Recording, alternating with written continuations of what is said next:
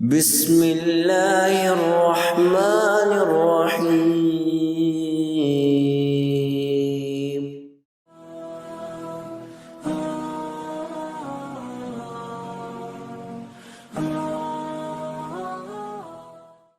نحمده ونصلي على رسوله الكريم اعوذ باللہ من الشیطان الرجیم بسم اللہ الرحمن الرحیم رب اشرح لي صدری ویسر لي امری واحلل عقدۃ من لسانی یفقهوا قولی۔ تمام تعریفیں اللہ رب العزت کے لیے ہیں کہ جس نے ہمیں اسلام اور ایمان جیسی عظیم نعمتیں عطا کیں اور ہمیں حضور اکرم صلی اللہ علیہ وسلم کا امتی ہونے کا اعزاز، فضیلت اور شرف بخشا۔ اس میں کوئی شک نہیں کہ صرف وہی ہمارا معبود ہے اور حضور اکرم صلی اللہ علیہ وسلم اس کے بندے اور رسول ہیں۔ ابن قدامہ المقدسی اپنی کتاب التوابین میں اپنی اسناد سے بیان کرتے ہیں کہ حضرت داؤد علیہ السلام سے غلطی سرزد ہو گئی۔ 40 راتوں تک وہ اللہ رب العزت کے سامنے سجدے میں سر جھکائے پڑے رہے۔ اللہ رب العزت نے ان سے فرمایا، اے داؤد سر اٹھاؤ، میں نے تمہیں معاف کیا۔ انہوں نے عرض کی، اے اللہ آپ انصاف فرمانے والے ہیں اور ظلم نہیں کرتے، مجھ سے کسی دوسرے انسان کے حق میں زیادتی ہو گئی ہے، مجھے معاف کر دیجئے۔ ایک اور روایت کے مطابق اس سجدے میں پڑے رہنے کی وجہ سے آپ کی پیشانی کے گوشت کا رنگ تبدیل ہو گیا تھا۔ اسی طرح سے ایک اور روایت سے ابن قدامہ المقدسی بیان فرماتے ہیں کہ زندگی بھر اللہ رب العزت کے سامنے شرمندگی سے اس کے بعد آسمان کی طرف حضرت داؤد علیہ السلام سر اٹھا کر چلے نہیں، بلکہ ہمیشہ سر کو جھکا کر چلتے تھے۔ اس سے پہلے کہ ہم توبہ کے حوالے سے مزید آگے بڑھیں، یہاں ایک اہم نقطے کی طرف آپ کی توجہ دلانا مقصود ہے، وہ یہ کہ حضرت داؤد علیہ السلام سے ایسی کیا غلطی ہوئی۔ اس حوالے سے مختلف تفاسیر کی کتابوں میں مختلف قصے زبان زد عام ہیں، اور ان میں سے صحیح ترین روایت یہ ہے کہ حضرت داؤد علیہ السلام سے یہ غلطی ہوئی کہ آپ کے پاس 2 افراد آئے جو اپنا فیصلہ کروانے کے لیے آپس میں کسی جھگڑے کی وجہ سے آئے۔ آپ نے ایک فریق کی بات سنی، لیکن فریق مخالف یعنی دوسرے کی بات سننے سے پہلے ہی آپ نے اس مقدمے کا فیصلہ کر دیا۔ اس کے نتیجے میں ظاہر ہے کہ آپ سے یہ زیادتی ہوئی کہ آپ کو دوسرے شخص کو یا فریق مخالف کو بھی اپنی صفائی بیان کرنے کا اور اپنے دلائل پیش کرنے کا موقع دینا چاہیے تھا، اور اس کے بعد فیصلہ کرنا چاہیے تھا۔ جلد بازی میں کیے گئے فیصلے پر اللہ رب العزت نے آپ کی تنبیہ فرمائی۔ تو یہ وہ غلطی تھی صحیح ترین روایات کے مطابق کہ جس پر اللہ رب العزت نے آپ کی تنبیہ فرمائی، اور جس پر حضرت داؤد علیہ السلام اس قدر پریشان ہوئے کہ 40 راتوں تک اللہ رب العزت کے سامنے سجدے میں سر جھکائے پڑے رہے اور اللہ رب العزت سے توبہ اور استغفار کرتے رہے۔ اور باوجود اس کے کہ آپ کو یہ خوشخبری مل گئی کہ اللہ رب العزت نے آپ کو معاف کر دیا، اس کے باوجود اس شرمندگی سے دوبارہ زندگی میں وہ کبھی بھی سر اٹھا کر نہیں چلے، بلکہ ہمیشہ اپنی اس غلطی کو یاد کر کے سر جھکا کے چلتے رہے۔ تو یہ ہے ایک نبی کی توبہ، اور یہ ہے ایک مثال ہمارے سامنے کہ جس میں ہمارے لیے بہت سارے سیکھنے کے سبق پائے جاتے ہیں۔ یہ کہ انبیاء کرام کیسے توبہ کرتے تھے، کتنی جد و جہد اور محنت کے ساتھ، اور اپنے گناہوں پر کس طرح شرمندہ ہوتے تھے، اور کس طرح معمولی سی غلطیوں پر بھی وہ اللہ رب العزت کے سامنے توبہ اور استغفار کیا کرتے تھے۔ تو آئیے دیکھتے ہیں کہ قرآن کریم اس حوالے سے ہماری کیا رہنمائی کرتا ہے۔ یہاں میں نے چند آیات آپ کے لیے سلیکٹ کی ہیں، ساری تو اس وقت شیئر کرنا ممکن نہیں ہے وقت کے پیش نظر۔ تو دیکھیے سورۃ التحریم کی آیت نمبر 8 میں اللہ رب العزت کا ارشاد ہے، یا ایھا الذین آمنوا توبوا الی اللہ توبۃ نصوحا، اے لوگو جو ایمان لائے ہو توبۃ نصوح کر کے اپنے رب کی طرف واپس پلٹ جاؤ۔ عسیٰ ربکم، ہو سکتا ہے یا امید کی جاتی ہے کہ تمہارا رب اس نیک کام کی وجہ سے یکفر عنکم سیئاتکم، کہ وہ تمہاری برائیوں کا کفارہ اسے بنا دے گا۔ تو جو غلطیاں ہم سے سرزد ہوئی ہیں ماضی میں، جو گناہ ہوئے ہیں، یہ ان کا کفارہ ہے۔ وَيُدْخِلُكُمْ جَنَّاتٍ تَجْرِي مِن تَحْتِهَا الْأَنْهَارُ، اور اللہ رب العزت تمہیں ایسی جنتوں میں داخل کرے گا جس کے نیچے سے باغ بہتے ہیں، جس کے نیچے سے نہریں بہتی ہیں۔ پھر اسی طرح سے دیکھیے سورہ ہود کی آیت نمبر 3، جس میں حضرت ہود علیہ السلام اپنی قوم کو ایک نصیحت کرتے ہیں، وَأَنِ اسْتَغْفِرُوا رَبَّكُمْ، اور یہ کہ اپنے رب کا استغفار طلب کیا کرو، اس سے مغفرت طلب کیا کرو، ثُمَّ تُوبُوا إِلَيْهِ، پھر توبہ کر کے اس کی طرف پلٹ جاؤ۔ یہاں نوٹ کیجئے استغفار کا ذکر پہلے آیا ہے اور توبہ کا ذکر بعد میں آیا ہے، کیونکہ استغفار عام ہے اور توبہ خاص ہے۔ توبہ میں استغفار ہوتا ہے لیکن استغفار میں توبہ شامل نہیں ہوتی۔ یہی وجہ ہے کہ میں نے آپ کے ساتھ بھی اسی ترتیب کو سامنے رکھتے ہوئے، جو کہ اہل علم بیان کرتے ہیں، استغفار کے حوالے سے سیشن پہلے کیا اور توبہ کے حوالے سے آج میں کر رہی ہوں۔ تو حضرت ہود علیہ السلام نے اپنی قوم کو نصیحت کرتے ہوئے فرمایا وَأَنِ اسْتَغْفِرُوا رَبَّكُمْ، اور یہ کہ کثرت سے اپنے رب کی مغفرت طلب کیا کرو، ثُمَّ تُوبُوا إِلَيْهِ، پھر توبہ کر کے اس کی طرف پلٹ جاؤ۔ کیوں؟ اس کا کیا فائدہ ہوگا؟ يُمَتِّعُكُمْ مَتَاعًا حَسَنًا، وہ تمہاری زندگی سنوار دے گا، إِلَىٰ أَجَلٍ مُّسَمًّى، جب تک تمہاری مہلت نہیں آتی، وَيُؤْتَ كُلَّ ذِي فَضْلٍ فَضْلَهُ، تو گویا یہ سب سے بڑا انعام ہے، اللہ رب العزت کی طرف سے وعدہ ہے کہ جو شخص توبہ کرتا ہے اللہ رب العزت اس کی زندگی سنوار دیتے ہیں۔ سورہ ہود کی آیت نمبر 90 میں ہی پھر دیکھیے اللہ رب العزت کا ارشاد ہے وَاسْتَغْفِرُوا رَبَّكُمْ، اور اپنے رب کی مغفرت طلب کرتے رہا کرو، ثُمَّ تُوبُوا إِلَيْهِ، پھر توبہ کر کے اس کی طرف پلٹ جاؤ۔ استغفار کا ذکر پہلے کیا ہے، توبہ کا ذکر بعد میں کیا ہے۔ ان ربی رحیم ودود، بے شک میرا رب بہت رحم کرنے والا اور انتہائی محبت اور شفقت کرنے والا ہے۔ سورۃ النور کی آیت نمبر 31 میں پھر اللہ رب العزت نے توبہ کی اہمیت کو بیان کرتے ہوئے فرمایا وَتُوبُوا إِلَى اللَّهِ جَمِيعًا، اور تم سب اللہ رب العزت کی طرف توبہ کر کے پلٹ جاؤ۔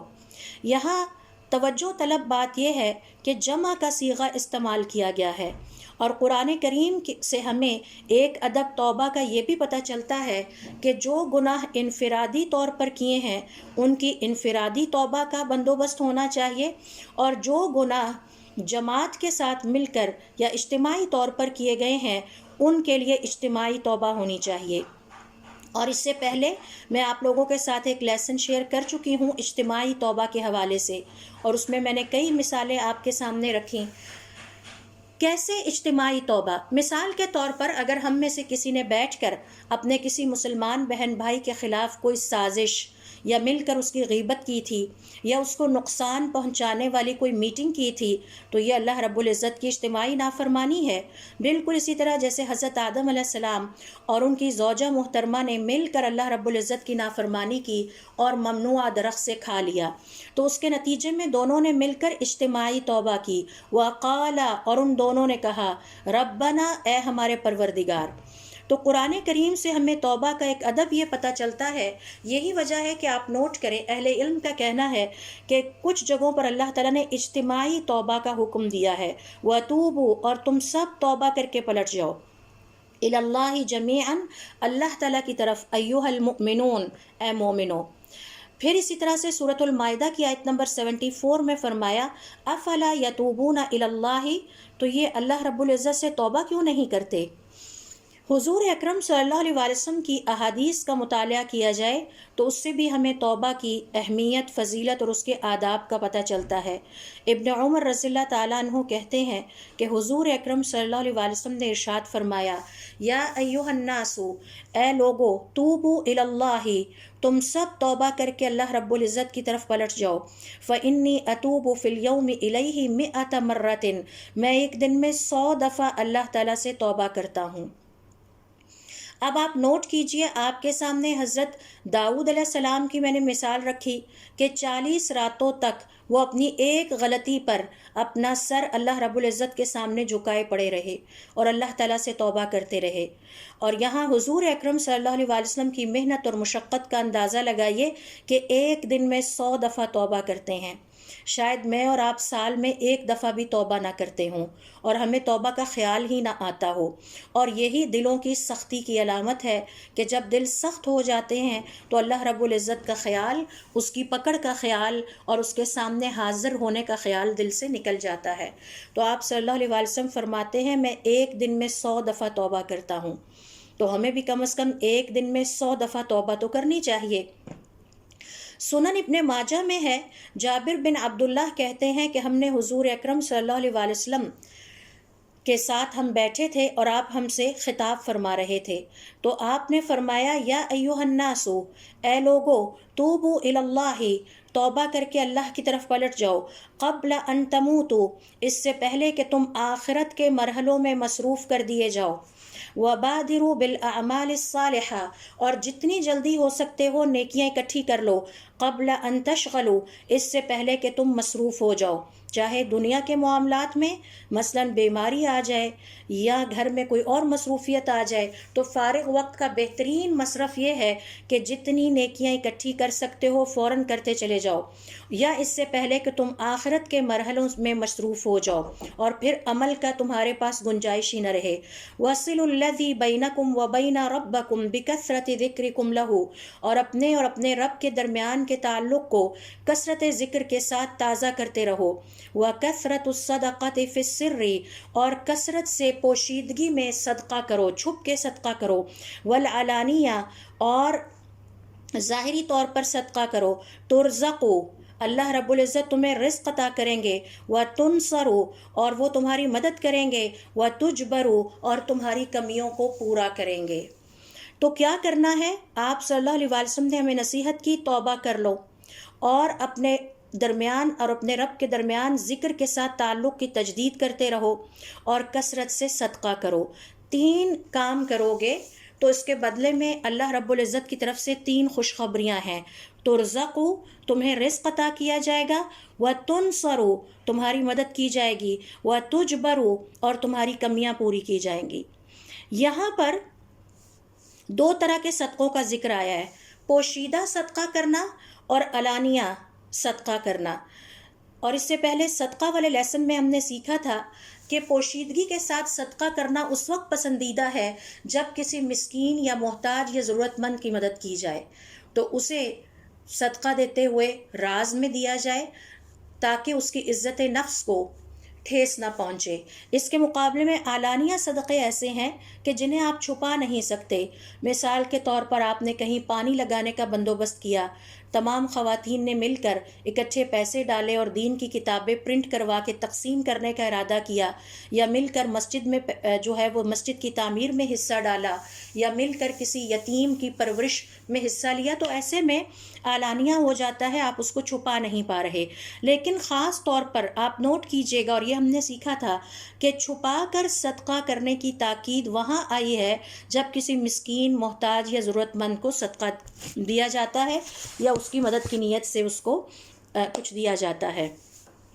اسی طرح سے دیکھیے، اگر ہم اسلام کا گہرائی کے ساتھ مطالعہ کریں تو ہمیں پتہ چلتا ہے کہ اللہ رب العزت نے ہمیں توبہ جلدی کرنے کا حکم دیا ہے، اور جب قرآن کریم میں اللہ رب العزت کسی چیز کا یا کسی کام کا حکم دے دیتے ہیں تو اس کا مطلب ہے کہ اب وہ ہم پر واجب ہے، فرض ہے۔ اور پھر جلدی کا لفظ میں نے یہاں اس لیے استعمال کیا کہ ایک مسلمان کے پاس، صاحب ایمان کے پاس اس بات کی گنجائش ہی نہیں کہ وہ اپنی زندگی میں اللہ رب العزت کی نافرمانی پہ اڑا رہے اور اس کو کرتا رہے اور اپنی من پسند زندگی گزارے اور اللہ رب العزت کی پسند کو نظر انداز کر دے۔ ابن قیم الجوزیہ رحمۃ اللہ علیہ فرماتے ہیں، گناہ سے توبہ پر تاخیر کرنا بھی گناہ ہے، لہٰذا اس پر بھی اللہ رب العزت سے توبہ کی جائے۔ اور یہ توبۃ النصوح اہل علم کا کہنا ہے کہ ایسی توبہ ہے کہ جس کے بعد اس صاحب ایمان کا دوبارہ اس نافرمانی کی طرف آنا ایسے ہی ناممکن ہو جائے جیسے دودھ کا واپس جانور کے تھن میں جانا ناممکن ہوتا ہے۔ ایک دفعہ جب ہم وہ دودھ دوہ لیتے ہیں تو پھر ہم تصور بھی نہیں کر سکتے کہ یہ دودھ دوبارہ اس جانور کے جسم میں داخل کیا جا سکتا ہے۔ اور اگر ایسی سچی توبہ کر لی جائے تو اللہ رب العزت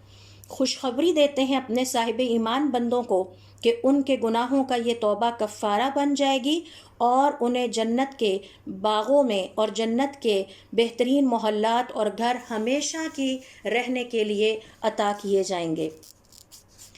اس حوالے سے ہم دیکھتے ہیں کہ ہمارے صالحین نے توبہ کی کس طرح سے تعریف بیان کی ہے۔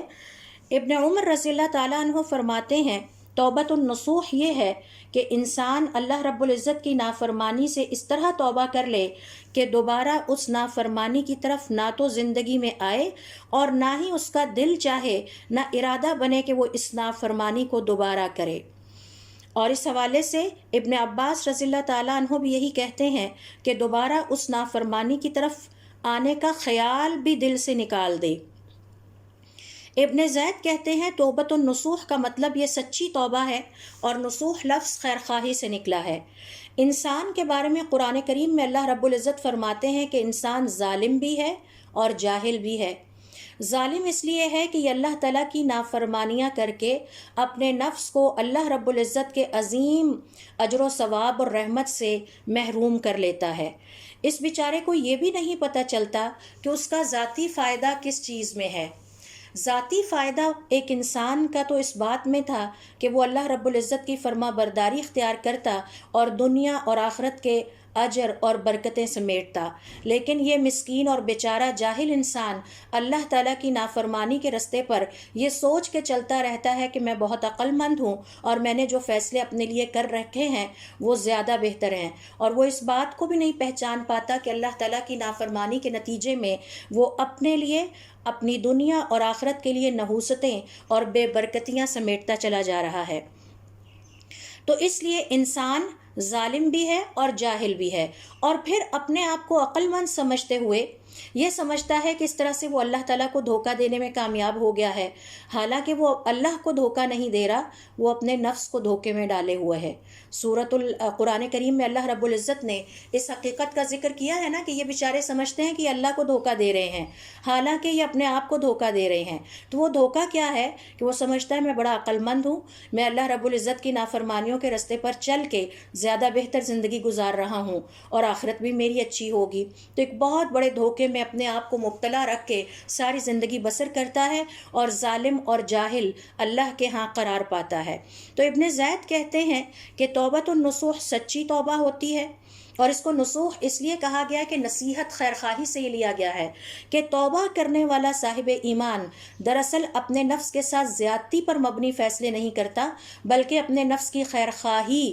پر مبنی فیصلے کرتا ہے۔ اللہ تعالیٰ کی فرما برداری کرنے والا انسان دراصل عقل مند ہے، دنیا اسے بے وقوف سمجھتی ہے، احمق سمجھتی ہے، جبکہ وہ حقیقت میں عقل مند ہوتا ہے، اور حقیقی عقل مند وہ ہے جسے اللہ تعالیٰ عقل مند قرار دے دیں۔ لہٰذا نصوح کا مطلب ہے سچی خیر خواہی پر مشتمل۔ تو توبہ کرنے والا انسان اپنے نفس کی خیر خواہی چاہنے والا ہوتا ہے، وہ صحیح فیصلے کرتا ہے، اور وہ اس بات کو جانتا ہے کہ اس نے جو غلطیاں ماضی میں کی، جو اللہ تعالیٰ کی نافرمانیاں کی، وہ ان پر پچھتاتا ہے، اپنی انگلیاں کاٹتا ہے کہ کاش مجھ سے یہ غلطیاں نہ ہوئی ہوتیں، یہ نافرمانیاں میں نے اللہ تعالیٰ کے حق میں نہ کی ہوتیں، اور پھر وہ اس بات کی شدید محبت رکھتا ہے کہ اب وہ اپنی زندگی میں تبدیلی پیدا کر کے اللہ رب العزت کی اطاعت گزاری کی طرف پلٹ جائے۔ یہی خیر خواہی ہے، اور ایسی ہی توبہ کے بارے میں اسے کہا گیا ہے توبۃ النصوح۔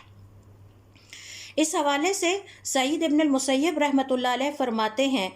توبۃ النصوح کا مطلب ہے کہ جس سے تم اپنے نفس کے لیے خیر خواہی چاہو، یعنی خیر چاہو۔ تو اللہ رب العزت سے توبہ کرنے والا اپنے نفس کے لیے دنیا اور آخرت کی خیر چاہتا ہے۔ اللہ تعالیٰ کا فرما بردار دنیا اور آخرت میں اپنے لیے خیر چاہتا ہے، جبکہ اللہ تعالیٰ کا نافرمان دنیا اور آخرت کی نحوست اور بے برکتی اور اللہ رب العزت کا غیظ و غضب اپنے لیے اکٹھا کرتا ہے۔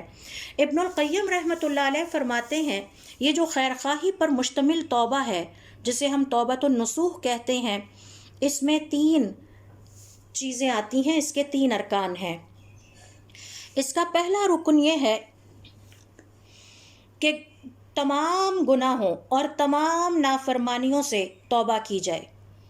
اور اس پر ندامت کا اظہار کیا جائے۔ دوسرا رکن یہ ہے کہ پختہ ارادہ کر لیا جائے کہ اب ہم نے دوبارہ اللہ رب العزت کی نافرمانی کی طرف نہیں آنا۔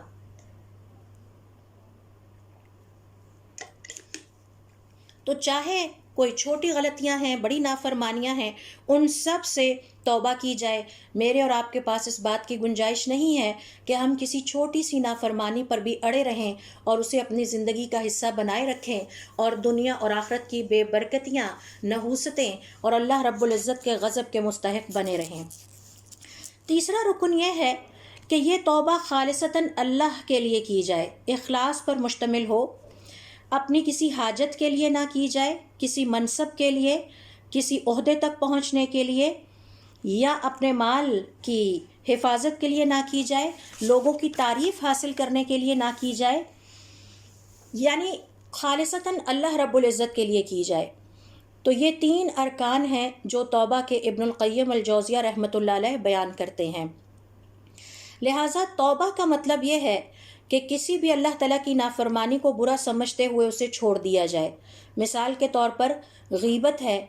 عمومی طور پر لوگ یہ سمجھتے ہیں یا آج کے مسلمان یہ سمجھتے ہیں کہ اللہ رب العزت کی چھوٹی سی نافرمانی ہے، جبکہ در حقیقت یہ کبیرہ گناہ ہے اور 70 کبیرہ گناہ ہیں۔ بحیثیت صاحب ایمان ہمارے گھر میں لسٹ لگی ہونی چاہیے، ایک فہرست ہونی چاہیے جس پہ ہم نظر ڈالتے رہیں اور اپنا محاسبہ کرتے رہیں، سیلف ایویلیویشن کرتے رہیں کہ ہم ان کبیرہ گناہوں میں کہیں ملوث تو نہیں ہو رہے، اور اگر ہو رہے ہیں تو فوراً توبہ کی جائے اور ان تباہ کاریوں کو اپنی زندگی سے خارج کیا جائے، اور پھر سچے دل سے اس بات پر پچھتاوا ہو، حسرت ہو، رونا آئے، اللہ رب العزت کے سامنے گڑ گڑایا جائے کہ یا اللہ تعالیٰ ہمیں شعور نہیں تھا، ہمیں پتہ نہیں تھا، ہم سے ماضی میں جو غلطیاں ہوئیں ہمیں اس پر معاف کر دیا جائے، اور پختہ ارادہ کر لیا جائے کہ اب ہم نے دوبارہ ان غلطیوں کی طرف نہیں آنا۔ اور پھر چوتھی بات اہم ترین، ان کی تلافی کے لیے آگے نیکیاں کی جائیں اور کثرت کے ساتھ عمل صالح کی جائے تاکہ ہمارے نامہ اعمال سے وہ غلطیاں ختم ہو جائیں۔ اس حوالے سے ابن تیمیہ رحمۃ اللہ علیہ فرماتے ہیں کہ متقی ہونے کے لیے کوئی ایسی شرط نہیں ہے کہ صاحب ایمان سے کبھی کوئی گناہ سرزد ہی نہ ہو یا وہ خطا اور معصیت سے معصوم پیدا کیا گیا ہو۔ اگر ایسی شرط ہوتی تو پوری امت میں کوئی بھی متقی نہ ہوتا۔ متقی تو وہ ہے جو اپنے گناہوں سے توبہ کر لیتا ہے اور گناہوں کو مٹانے والی نیکیاں کرتا رہتا ہے۔ مثال کے طور پر ہمیں خیال آیا کہ ہم نے ماضی میں بہت جھوٹ بولے، اور آپ کو یاد ہوگا گناہوں کے آداب میں ہم نے سیکھا تھا کہ جس عضو سے جو گناہ ہوا اب اسی عضو کو اللہ تعالیٰ کی فرما برداری پر لگایا جائے۔ تو اب زبان کو کثرت کے ساتھ قرآن کریم کی تلاوت پر، حضور اکرم صلی اللہ علیہ وآلہ وسلم پر درود بھیجنے پر یہ سوچ کر لگایا جائے کہ میں نے اپنے اس عضو سے جو اللہ رب العزت کی نافرمانیاں کی تھیں، اے اللہ تعالیٰ مجھے اب اس کو معاف کر دے اور میں اس پر سچی توبہ کرتی ہوں، آئندہ میں یہ نافرمانیاں نہیں کروں گی اور اس کے بدلے میں یہ درود شریف جو ہے اس کو کثرت سے پڑھوں یا میں قرآن کریم کی کثرت سے تلاوت کروں۔ اسی طرح اگر کانوں سے موسیقی سنتے رہے اور اللہ رب العزت کی اس نافرمانی پر اب پچھتاوے کا احساس ہوتا ہے اور توبہ کر لی ہے تو اب ان کانوں کو اللہ تعالیٰ کی فرما برداری پر لگائے جائے۔ اللہ رب العزت نے ہمیں یہ اعزاز عطا ہی اس لیے کیے تھے کہ ان سے اللہ تعالیٰ کی فرما برداری اور اللہ کو خوش کرنے والے کام کیے جائیں، اس لیے عطا نہیں کیے تھے کہ اس سے اللہ رب العزت کی نافرمانیاں کی جائیں۔ تو اب کانوں کو میں قرآن کریم کی تلاوت سننے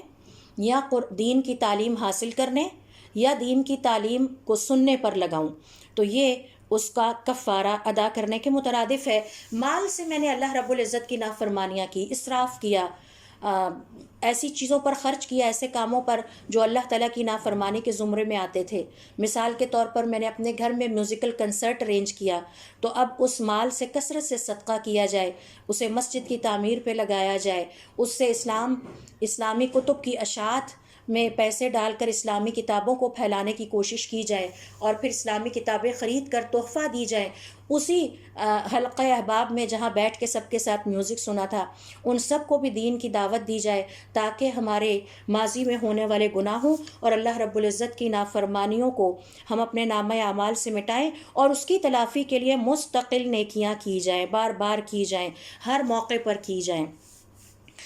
اس حوالے سے اگر ہم قرآن کریم کا مطالعہ کریں تو ہم دیکھتے ہیں کہ توبہ کے حوالے سے اللہ تعالیٰ نے اپنے بندوں کو 2 قسموں میں تقسیم کیا ہے، اور وہ 2 قسمیں کیا ہیں؟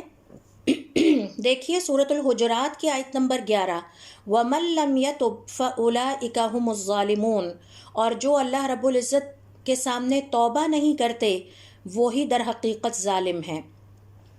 سب سے بڑی بدقسمتی یہ ہے کہ انسان اس دنیا میں آ کے اللہ رب العزت کی عطا کردہ نعمتوں کو اللہ تعالیٰ کی نافرمانی میں استعمال کر کے اس دنیا سے چلا جائے اور اسے کبھی توبہ کا خیال بھی نہ آئے۔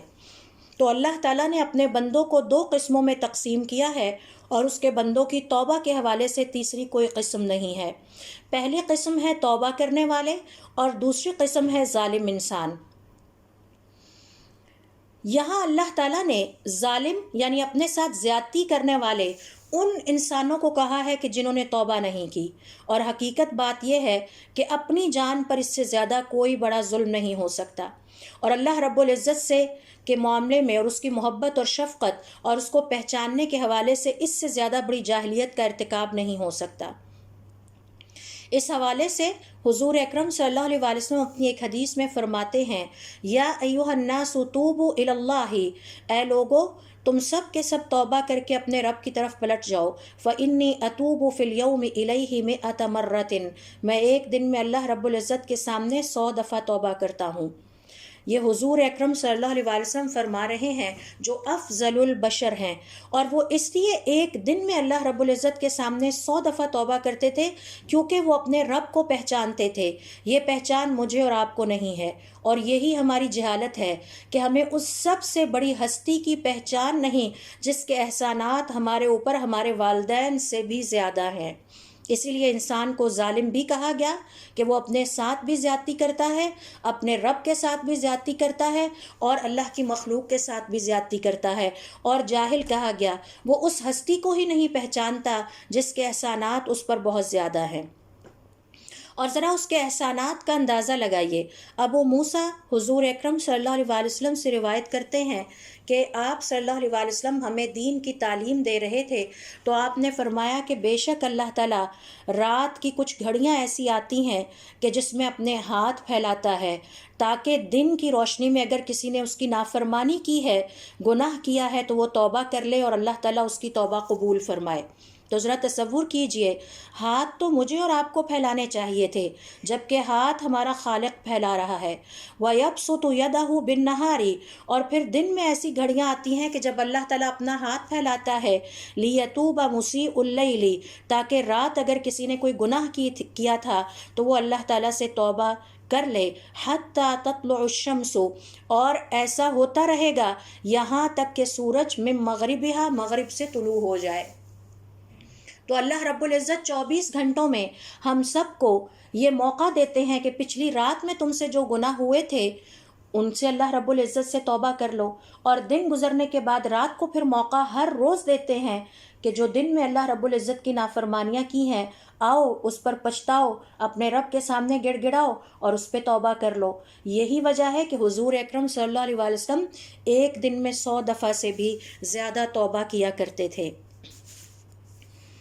پھر سنن ترمذی کی حدیث ہے، ابن عمر کہتے ہیں کہ حضور اکرم صلی اللہ علیہ وسلم نے فرمایا، اللہ تعالیٰ اپنے بندوں کی توبہ اس وقت تک قبول کرتے رہیں گے جب تک ان کی روح ان کے حلق تک نہیں پہنچ جاتی، یعنی جب تک موت کے مرحلوں کا آغاز نہیں ہو جاتا۔ یہی وجہ ہے کہ پیچھے حدیث میں حضور اکرم صلی اللہ علیہ وسلم نے ہم سب کو دعوت دی ہے کہ آؤ اللہ تعالیٰ سے توبہ کر لو اس سے پہلے کہ تم مصروف کر دیے جاؤ، دنیا کی مصروفیت آ جائے یا آخرت کے سفر کی تیاری شروع ہو جائے۔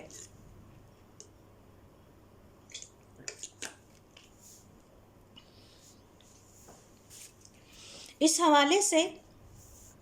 علماء کرام کا یہ کہنا ہے کہ توبہ کی 3 شرطیں ہیں۔ نمبر 1،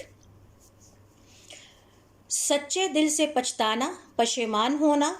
فوری طور پر اللہ تعالیٰ کی نافرمانی کو ترک کر دینا، اور دوبارہ اس کی طرف زندگی میں نہ آنے کا پختہ ارادہ کر لینا۔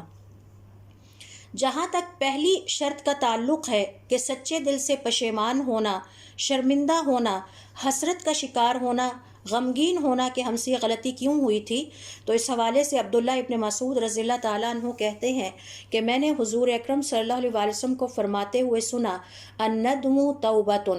پچھتانا توبہ ہی تو ہے۔ جس کسی کو اللہ رب العزت کی نافرمانیوں پر پچھتاوا نہیں ہوتا، اس پر اسے غمگین وہ نہیں ہوتا، اسے دکھ نہیں ہوتا، وہ اس بات کی دلیل ہے کہ وہ اپنی اس نافرمانی سے راضی ہے اور وہ اس نافرمانی کے ساتھ اللہ رب العزت کے غضب اور بے برکتی کے ساتھ اپنی زندگی گزارنا چاہتا ہے۔ دوسری شرط ہے کہ اس گناہ کو، اس نافرمانی کو فوراً ترک کر دیا جائے۔ جیسے حضرت آدم علیہ السلام اور ان کی زوجہ سے جیسے ہی غلطی ہوئی تو انہیں احساس ہو گیا کہ ہم نے اللہ رب العزت کی بے برکتی کو دعوت دی ہے، اور وہ گناہ کی نحوست کیا تھی؟ انہیں جنت سے نکلنا پڑا، لباس سے محروم ہونا پڑا، جو شرف اور افتخار اللہ تعالیٰ نے ان کو عطا کیا تھا وہ اس سے محروم کر دیے گئے۔ تو انہوں نے اس پر اڑنے کی بجائے فوراً اپنی غلطی کا احساس کرتے ہوئے اللہ رب العزت کے سامنے توبہ کی، اور ایسی سچی توبہ کی کہ زندگی میں دوبارہ اللہ رب العزت کی نافرمانی کی طرف نہیں آئے۔ اور جہاں تک تیسری یعنی فوراً اس کو اپنی زندگی سے نکالا اور اس پر اڑے نہیں رہے، جیسے کہ آج کل کے ہم مسلمان اڑے رہتے ہیں۔ غیبت ہے، نمازیں بھی پڑھتے ہیں، غیبت بھی کرتے چلے جاتے ہیں، عبادتیں بھی کرتے ہیں، اور ساتھ ساتھ ہم اللہ تعالیٰ کی ہر نافرمانی کرتے چلے جاتے ہیں۔ تو یہ اس بات کی دلیل ہے کہ ہم اللہ رب العزت کی نافرمانیوں پر خوش ہیں، ہم اللہ رب العزت کی نافرمانیوں سے راضی ہیں۔ ہم نے یہ فیصلہ کر لیا ہے کہ ہم نے گناہوں کی نحوست اور بے برکتی ہی سمیٹنی ہے، ہم برکت اور خیر کے راستے پر نہیں چلنا چاہتے۔ تیسرا رکن یا شرط توبہ کی یہ ہے کہ دوبارہ اس کی طرف نہ پلٹیں۔ یہ پختہ ارادہ ہے، اور اس سے مسلمان یا صاحب ایمان کے اخلاص کا پتہ چلتا ہے۔ یہ تین شرطیں ہیں جب ہم توبہ کرنا چاہتے ہیں اپنی ان گناہوں اور نافرمانیوں پر جو اللہ رب العزت کے حق میں ہوئیں۔ تو اب ہم آتے ہیں ان گناہوں اور نافرمانیوں پر اللہ رب العزت کی جو اللہ کی مخلوق کے حق میں ہوئیں، جنہیں ہم حقوق العباد کہتے ہیں۔ تو اس حوالے سے علماء کا کہنا ہے کہ پھر چوتھی شرط یہ ہے کہ توبہ کرنے والوں کو چاہیے کہ اس نے جو خرابی پھیلائی تھی اس کی اصلاح کرے۔ مثال کے طور پر میں نے یہ خرابی پھیلائی کہ دو دوستوں کو لڑا دیا چغلی اور غیبت کے ذریعے سے، میں نے یہ خرابی پھیلائی، فساد پھیلایا اور پورے گروپ کو توڑ کے رکھ دیا، ہمسائے کو ہمسائے سے لڑا دیا، رشتہ دار کو رشتہ دار سے لڑا دیا۔ تو اب اس کی اصلاح کرنا ضروری ہے توبہ کے ساتھ۔ یا پھر یہ کہ کسی کا حق مار لیا، کسی کی زمین دبا لی، کسی کے پیسے رکھ لیے اور کسی کی عزت خراب کر دی۔ عزت بھی تو مسلمان بہن بھائی کا حق ہے نا، اس کو بیٹھے بٹھائے چور اور ڈاکو بنا دیا جبکہ وہ حقیقت میں چور اور ڈاکو نہیں ہے۔ تو اب چوتھی شرط یہ ہے کہ جو خرابی پھیلائی تھی اس کی اصلاح کرے۔ اس کی اصلاح کیسے ہوگی؟ سوال یہ پیدا ہوتا ہے کہ وہ اصلاح ہم کیسے کریں؟ تو اس حوالے سے اہل علم کا یہ کہنا ہے کہ جس کے ساتھ زیادتی کی ہے اس کو راضی کرنے کی کوشش کرے، کیونکہ حضرت ابو ہریرہ رضی اللہ تعالیٰ عنہ کہتے ہیں کہ حضور اکرم صلی اللہ علیہ وسلم نے ہمیں ایک دن خطاب کرتے ہوئے فرمایا، من كانت عنده مظلمة لأخيه فليتحلله منها، جس کسی نے بھی اس دنیا کی زندگی میں اپنے بھائی پر کوئی ظلم اور زیادتی کی ہے تو آج ہی اس سے فارغ ہو جاؤ، حساب کتاب کر لو۔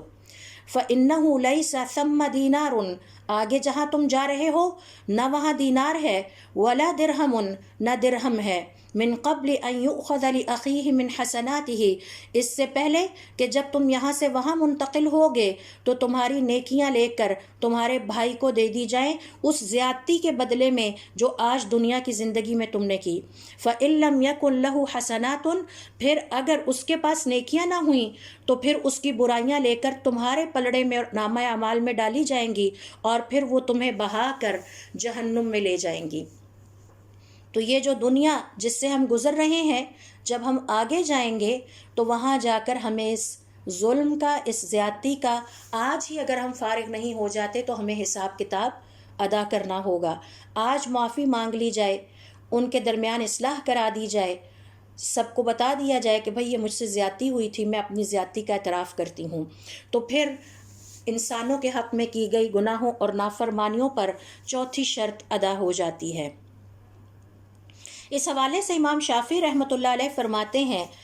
سب سے برا زاد راہ یہ ہے کہ انسان اس دنیا سے جائے اور اس نے حقوق العباد کے حوالے سے کوتاہی کی ہو، یعنی اللہ رب العزت کی مخلوقات کے ساتھ زیادتیاں کی ہوں،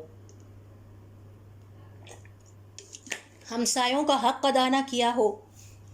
طالب علموں کا حق ادا نہ کیا ہو، شوہر کے حقوق ادا نہ کیے ہوں، اکڑ میں رہے ہوں، مہمانوں کے حقوق ادا نہ کیے ہوں، اساتذہ کے ساتھ بدسلوکی کی ہو، غرض یا رشتہ داروں کے ساتھ بدسلوکی کی ہو، ان کے حقوق ادا نہ کیے ہوں، دوسروں کی زندگی جہنم بنائے رکھی ہو، یہ سب سے برا سامان ہے، برا زاد راہ ہے جو ایک انسان اس دنیا سے لے کر جائے گا۔ لہٰذا یہ طریقہ کار ہے کہ یہ جو ہم نافرمانی اللہ تعالیٰ کی کرتے ہیں، یا تو وہ اللہ تعالیٰ کے حق میں نافرمانی ہوتی ہے، زیادتی ہوتی ہے، یا پھر اللہ رب العزت کی مخلوق کے حق میں زیادتی ہوتی ہے۔ اور اگر ہم سچی توبہ کرنا چاہتے ہیں تو ہمیں اللہ تعالیٰ کے حق میں کی گئی نافرمانیوں کے 3 ارکان پورے کرنے ہیں، اور انسانوں کے حق میں کی گئی زیادتیوں کے حوالے سے 4 ارکان پورے کرنے ہیں۔ علماء کرام کا کہنا ہے کہ توبۃ النصوح یا توبہ کی قبولیت کی کچھ علامات ہیں، اور انشاءاللہ اس پہ میں سیپریٹ سیشن آپ کے ساتھ شیئر کروں گی۔ ہمارا نیکسٹ سیشن اسی حوالے سے ہوگا کہ توبہ کی کتنی قسمیں ہیں، قبول ہو جانے والی توبہ اور رد ہو جانے والی توبہ، اور قبول ہو جانے والی توبہ کی نشانیاں کیا ہیں۔ آپ ان کے ذریعے سے سیلف ایویلیویشن کر سکتے ہیں، اپنی زندگی میں محاسبہ نفس کر سکتے ہیں، آپ کو پتہ چل جائے گا میری توبہ قبول ہوئی کہ نہیں ہوئی، اور اگر رد ہونے والی توبہ کی علامت یا نشانیاں پائی جاتی ہیں تو بھی آپ کو پتہ چل جائے گا کہ اس کی نشانیاں کیا ہیں۔ تو انشاءاللہ اس حوالے سے ہم اگلا سیشن لیں گے۔ اس کے بعد آئیے دیکھتے ہیں کہ قرآن کریم کے مطالعے سے ہمیں پتہ چلتا ہے کہ توبہ کرنے کی بہت ساری فضیلتیں اور ثواب ہیں، ان میں سے چند میں یہاں پر آپ سے شیئر کروں گی۔ پہلا ثواب سورۃ النور کی آیت نمبر 31 دیکھیے، جس میں اللہ رب العزت کا ارشاد ہے کہ یہ فلاح یعنی اخروی کامیابی کا سبب بنتی ہے۔ عربی زبان میں کامیابی کے لیے 2 لفظ استعمال ہوتے ہیں، ایک النجاح ہے اور ایک الفلاح ہے۔ نجاح دنیاوی کامیابیاں ہیں، مادی کامیابیاں ہیں۔ مثال کے طور پر آپ کے امتحانات میں اچھے نمبر آ گئے تو اس کو عربی زبان میں نجاح کہا جاتا ہے، کیونکہ یہ وہ کامیابی ہے جس کا تعلق آپ کی دنیا سے ہے۔ آپ کا بچہ ڈاکٹر بن گیا ہے، انجینئر بن گیا ہے، ماشاءاللہ آپ کامیاب ہو گئے، بزنس میں کامیاب ہو گئے۔ ایک اور کامیابی ہے جو حقیقی اور ہمیشہ رہنے والی کامیابی ہے۔ یہ کامیابیاں جن کی مثال میں نے آپ کو دی ہے، یہ وقتی کامیابیاں ہیں۔ 30 سال کی کامیابی یا 40 سال کی کامیابی، اس کے بعد انسان نے اس دنیا سے چلے جانا ہے۔ وہ حقیقی اور ہمیشہ رہنے والی کامیابی کو قرآن کریم میں اللہ تعالیٰ نے فلاح کہا ہے، ہمیشہ رہنے والی کامیابی، جس کی طرف آج کے مسلمان کی توجہ نہیں ہے۔ سورۃ النور کی آیت نمبر 31 میں اللہ تعالیٰ فرماتے ہیں وَتُوبُوا إِلَى اللَّهِ جَمِيعًا، اور تم سب توبہ کر کے اللہ رب العزت کی طرف واپس پلٹ آؤ، أَيُّهَا الْمُؤْمِنُونَ، اے مؤمنو، لَعَلَّكُمْ تُفْلِحُونَ، تاکہ تمہیں آخرت کی حقیقی، سچی، ہمیشہ رہنے والی کامیابی عطا ہو۔ تو سب سے بڑا اجر اور ثواب اور فضیلت اور اعزاز جو ایک مسلمان کو توبہ کرنے پر ملتا ہے وہ یہ ہے کہ سچی، حقیقی، ہمیشہ رہنے والی کامیابی اس کے مقدر میں لکھ دی جاتی ہے۔ دوسرے نمبر پر دیکھیے، توبہ کرنے کا اجر اور فضیلت یہ ہے کہ اس سے اللہ رب العزت کی محبت عطا ہوتی ہے۔ اگر ہم چاہتے ہیں کہ ہمیں اللہ تعالیٰ کی محبت ملے تو اس حوالے سے سورۃ البقرہ کی آیت نمبر 222 دیکھیے، جس میں اللہ رب العزت کا ارشاد ہے ان اللہ یحب التوابین، بے شک اللہ تعالیٰ توبہ کرتے رہنے والوں سے محبت کرتا ہے۔ کرتے رہنا، بار بار۔ حضور اکرم صلی اللہ علیہ وسلم ایک دن میں 100 دفعہ توبہ کرتے تھے۔ ایک دفعہ توبہ کرنا زندگی میں کافی نہیں ہے، ہر روز توبہ کیجئے، ہر ویک پہ توبہ کیجئے، ہر فضیلت کے دن میں توبہ کیجئے۔ جیسے حرمت والے دن گزر رہے ہیں، حرمت والے مہینے گزر رہے ہیں، ان میں اللہ تعالیٰ سے توبہ کیجئے۔ عرفہ کے دن توبہ کیجئے، رمضان میں توبہ کیجئے، محرم میں توبہ کیجئے، آگے پیچھے بھی توبہ کریں، کچھ پتہ نہیں ہماری کون سی توبہ قبول ہوتی ہے۔ تو یہاں دوسرا بڑا اعزاز، اجر، فضیلت اور ثواب جو ایک مسلمان کو حاصل ہوتا ہے کہ وہ اللہ رب العزت کے محبوب بندوں میں آ جاتا ہے۔ ان اللہ یحب التوابین، بے شک اللہ تعالیٰ توبہ کرنے والوں سے محبت رکھتا ہے۔ تیسرا اجر و ثواب اور اعزاز، مثال کے طور پر توبہ کرنے والے کو یہ حاصل ہوتا ہے کہ توبہ جنت میں داخلے کی ضمانت ہے۔ سورۃ التحریم کی آیت نمبر 8 دیکھیے، جس میں اللہ رب العزت فرماتے ہیں یا ایھا الذین آمنو، اے لوگو جو ایمان لائے ہو، توبوا الی اللہ توبۃ نصوحا، تم اپنے رب کی طرف سچی توبہ کر کے پلٹ جاؤ، عسیٰ ربکم ان یکفر عنکم سیئاتکم، اس کے نتیجے میں اللہ رب العزت تمہارے گناہوں کا کفارہ کر دیں گے، ویدخلکم جنات تجری من تحتها الانہار، اور تمہیں جنتوں میں داخل کریں گے جس کے نیچے سے جس کے نیچے سے نہریں بہتی ہیں۔ اور میں نے آپ سے ذکر کیا تھا کہ قرآن کریم میں اللہ تعالیٰ نے انسانوں کی 2 ہی قسمیں بیان کی ہیں، ایک توبہ کرنے والے اور ایک ظالم۔ تو جنہوں نے توبہ نہیں کی وہ ظالم ہیں، اپنے ساتھ زیادتی کرنے والے، اپنے احسان کرنے والے، یعنی اللہ تعالیٰ کے ساتھ زیادتی کرنے والے۔ تو ظالم انسان کے لیے تو یہ وعدہ نہیں ہے کہ اللہ تعالیٰ اسے جنت میں داخل کریں گے۔ پھر چوتھے نمبر پہ دیکھیے، مثال کے طور پر، یہ میں اس لیے کہہ رہی ہوں کہ یہ ساری آیات یا سارے اجر میں آپ سے شیئر نہیں کر رہی، صرف چند شیئر کر رہی ہوں وقت کے مناسبت سے۔ توبہ کے نتیجے میں ایک مسلمان کو یہ خوشخبری دی گئی ہے کہ اس کی ساری برائیاں نیکیوں میں تبدیل کر دی جائیں گی۔ اور اس حوالے سے ہم اکثر ذکر کرتے ہیں کہ سال میں کچھ ایسے دن آتے ہیں جو بڑی فضیلت والے ہیں، اور ان میں کیے گئے نیک اعمال کا بدلہ عام دنوں سے زیادہ ہوتا ہے، اور یہ بڑی فضیلت والے اوقات ہیں۔ مثال کے طور پر حرمت والے مہینے ہیں، رمضان کا مہینہ ہے، محرم کا مہینہ ہے، لیلۃ القدر کی رات ہے، عرفہ کا دن ہے، ذی الحج کا پہلا عشرہ ہے۔ یہ وہ قیمتی دن ہیں، ایام ہیں، فضیلتوں والے موسم ہیں کہ جن میں جو بھی آپ عمل صالح کریں گے اس کا ثواب عام دنوں سے زیادہ ہوگا۔ تو علماء کرام کا کہنا ہے کہ ایبسولوٹلی کسی بھی انسان کی زندگی کا افضل ترین، یعنی رمضان سے بھی زیادہ افضل، لیلۃ القدر سے بھی زیادہ افضل، حرمت والے مہینوں سے بھی زیادہ افضل اور فضیلت والا وقت وہ دن وہ ہوتا ہے جس دن اس کی توبہ قبول ہو جائے، کیونکہ اللہ رب العزت حکم دے دیتے ہیں کہ اس کے نامہ اعمال کی تمام برائیوں کو مٹا کر نیکیوں میں تبدیل کر دیا جائے۔ یہ بہت عظیم خوشخبری ہے، یہ چھوٹی خوشخبری نہیں ہے۔ اس حوالے سے سورۃ الفرقان کی آیت نمبر 70 دیکھیے، جس میں اللہ رب العزت کا ارشاد ہے الا من تاب، مگر جو توبہ کر لے، وآمن، اور ایمان لے آئے، وعمل عملا صالحا، اور اب نیک اعمال کرنا شروع کر دے، فاولئک، یہ وہ لوگ ہیں، یبدل اللہ سیئاتہم، کہ اللہ تعالیٰ ان کی نافرمانیوں اور برائیوں کو حسنات، نیکیوں میں تبدیل کر دیتے ہیں، وَكَانَ اللَّهُ غَفُورًا رَحِيمًا، اور اللہ تعالیٰ تو ہے ہی رحم کرنے والا اور بخشنے والا۔ اسی طرح سے توبہ کے نتیجے میں گناہ مٹتے ہیں، اور حضور اکرم صلی اللہ علیہ وسلم فرماتے ہیں کہ گناہ سے توبہ کرنے والا ایسے پاک صاف ہو جاتا ہے جیسے اس نے گناہ کیا ہی نہیں، اور توبہ کے نتیجے میں فرشتوں کی دعائیں نصیب ہوتی ہیں۔ اور کون سے فرشتوں کی؟ جو اللہ رب العزت کے انتہائی مقرب فرشتے ہیں، انتہائی عظیم فرشتے ہیں، جو اللہ تعالیٰ کے عرش کو اٹھائے ہوئے ہیں۔ سورہ غافر کی آیت نمبر 7 میں اللہ رب العزت کا ارشاد ہے الذین یحملون العرش، وہ فرشتے جنہوں نے اللہ کے عرش کو اٹھا رکھا ہے، ومن حولہ، اور جو اس کے ارد گرد ہیں، یسبحون بحمد ربہم، وہ اپنے رب کی تسبیح بیان کر رہے ہیں، ویؤمنون بہ، اور اس پر ایمان لانے والے ہیں، ویستغفرون، اور مغفرت طلب کرتے ہیں، للذین آمنوا، ایمان والوں کے لیے۔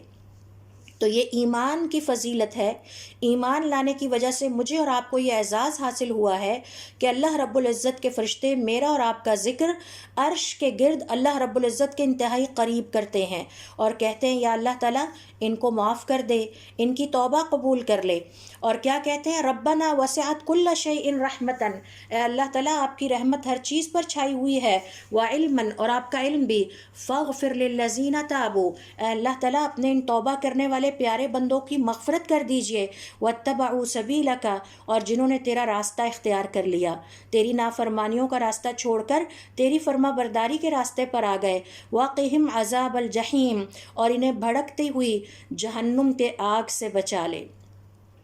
پھر اسی طرح سے دیکھیے توبہ کے نتیجے میں ایک مسلمان کو جو اجر اور ثواب ملتا ہے وہ یہ کہ اس کی زندگی سنور جاتی ہے۔ ہم سب چاہتے ہیں نا ہمیں پرسکون زندگی ملے، ہم مطمئن ہوں، ہم اپنی زندگی کو انجوائے کریں۔ یہ کوئی زندگی تو نہیں ہے کہ جس میں آج ہمارے پاس سب کچھ ہے لیکن ہم پرسکون ہیں، بے چین ہیں، ڈپریشن میں اضافہ ہوتا جا رہا ہے، پوشیدہ بیماریوں میں اضافہ ہو رہا ہے اور پریشان ہیں۔ یہ سب کے سب ہماری زندگی کے نہ سنورنے کی دلیل ہے، اور اس کی وجہ وہ بے برکتیاں اور نحوستیں ہیں جو ہم نے اللہ رب العزت کی نافرمانی کر کے اپنے لیے انوائٹ کر رکھی ہیں۔ اس حوالے سے سورہ ہود کی آیت نمبر 3 میں اللہ رب العزت کا ارشاد ہے، وَأَنِ اسْتَغْفِرُوا رَبَّكُمْ، اور اپنے رب کی مغفرت طلب کیا کرو، ثُمَّ تُوبُوا إِلَيْهِ، پھر توبہ کر کے اس کی طرف واپس پلٹ جاؤ، يُمَتِّعُكُمْ مَتَاعًا حَسَنًا، وہ تمہیں بہترین زندگی عطا کرے گا، تمہاری زندگی سنور جائے گی، إِلَىٰ أَجَلٍ مُّسَمًّى، جب تک تمہاری یہاں زندگی لکھی ہوئی ہے۔ توبہ کے نتیجے میں مفید بارشیں نازل ہوتی ہیں، بارش مفید بھی ہو سکتی ہے، نقصان دہ بھی ہو سکتی ہے، اور ہماری قوتوں میں اضافہ ہوگا، اسٹرینتھس میں اضافہ ہوگا۔ آج جو چیزیں ہماری کمزوری ہیں اللہ رب العزت انہیں ہماری قوت بنا دیں گے، اور ہمارے ساتھ وعدہ کیا ہے کہ ہماری مدد کریں گے مال سے اور بیٹوں سے۔ تو ہمیں یہی کچھ تو چاہیے اپنی زندگی میں، لیکن ہم غلط طریقے سے حاصل کرنا چاہتے ہیں، اللہ تعالیٰ کی نافرمانیوں کے ذریعے سے حاصل کرنا چاہتے ہیں۔ اسی وجہ سے ہم انسانوں کو ظالم بھی کہا گیا ہے اور جاہل بھی کہا گیا ہے۔ سورہ نوح کی آیت نمبر 10 سے 12 میں اللہ تعالیٰ نے یہ وعدے کیے ہیں اور ان کا ذکر کیا ہے، فَقُلْتُ اسْتَغْفِرُوا رَبَّكُمْ، اور میں نے ان سے کہا ہے اللہ تعالیٰ کہ اپنے رب سے مغفرت طلب کرو، إِنَّهُ كَانَ غَفَّارًا، وہ بہت بخشنے والا ہے، يُرْسِلِ السَّمَاءَ عَلَيْكُمْ مِدْرَارًا، وہ تم پر خوب مفید بارشیں برسائے گا، وَيُمْدِدْكُمْ بِأَمْوَالٍ وَبَنِينَ، اور وہ تمہاری مدد کرے گا مالوں سے اور بیٹوں سے، وَيَجْعَلْ لَكُمْ جَنَّاتٍ، وہ تمہیں خوشحالی والے باغات عطا کرے گا، وَيَجْعَلْ لَكُمْ أَنْهَارًا، اور وہ تمہارے لیے نہریں بہا دے گا۔ لہٰذا ہم سب کو پتہ ہونا چاہیے کہ اللہ رب العزت کی یہ عظیم رحمت میری اور آپ کے منتظر ہے۔ آج بھی ہم خوش قسمت ہیں کہ ہمارے لیے توبہ کا دروازہ کھلا ہے، اور ابھی وہ وقت نہیں آیا کہ سورج مغرب سے طلوع ہو، اور وہ وقت بھی نہیں آیا کہ ہماری روحیں ہمارے حلق تک پہنچ جائیں۔ لہٰذا ہمارے پاس اس عظیم خوشخبری اور نیکی کے قیمتی موقع سے فائدہ اٹھانے کا وقت موجود ہے۔ اب ہم نے یہ فیصلہ کرنا ہے کہ ہم اپنے رب کے توبہ کرنے والے بندوں میں شامل ہونا چاہتے ہیں، یا ہم اپنی زندگی ظالم یعنی زیادتی کرنے والوں میں شامل ہو کے گزارنا چاہتے ہیں۔ توبہ کرنے والا خواہ کافر ہی کیوں نہ ہو، مشرک ہی کیوں نہ ہو، مرتد ہی کیوں نہ ہو، منافق ہی کیوں نہ ہو، سرکش ہو، ملحد ہو یا ظالم ہو، جب وہ اللہ رب العزت کی طرف توبہ کر کے پلٹ آتا ہے تو اللہ رب العزت کا وعدہ ہے، وَهُوَ الَّذِي يَقْبَلُ التَّوْبَةَ عَنْ عِبَادِهِ، وہ اپنے بندوں کی توبہ قبول کرتا ہے۔ اور اس حوالے سے اللہ رب العزت نے منافقین کے بارے میں یہ کہا ہے، ان المنافقین فی الدرک الاسفل من النار، منافقین آگ کے سب سے نچلے گڑھے میں ہوں گے،